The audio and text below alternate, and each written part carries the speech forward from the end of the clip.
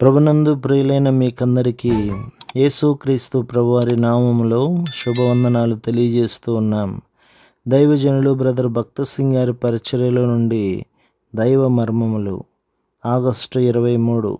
జగత్తు పునాది వేయబడక మునుపే ప్రేమ చేత ఆయన క్రీస్తులో మనలను ఏర్పరచుకొనెను. ఎఫెసీ పత్రిక 1వ అధ్యాయం 4వ వచనం. ఫ్రాన్స్ దేశంలో వాల్టర్ అను ఒక వ్యక్తి కలడు. అతడు విద్యావేత్త, అయితే నాస్తికుడు, దేవదూషకుడు.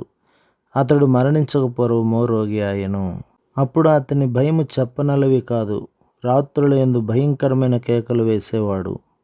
అతని అరుపులకు ఏ నర్సు కూడా ఒక రాత్రి కంటే ఎక్కువ అతనికి సేవ చేయుటకు ఇష్టపడేది కాదు.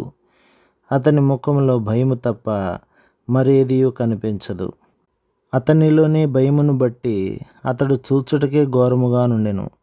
ఈ దినము వరకు నీవు ఆయన యొద్దకు రాలేదా? నీవు ఆయన యొద్దకు వచ్చిన యెడల నిన్ను సమస్త తీర్పు నుండి రక్షించును, ప్రతి ప్రశ్నకు జవాబిచ్చును. దానియేలునకు మర్మములు బయలుపరిచినట్లు నీకును బయలుపరచును, ప్రతి విషయముపై జయమునిచ్చును. మనం ఆయన వారముగా నుండవలెనని, ఆయన జయములో పాలు పొందవలెనని శాశ్వతమైన ప్రేమతో ఆయన మనలను ప్రేమించుచున్నాడు.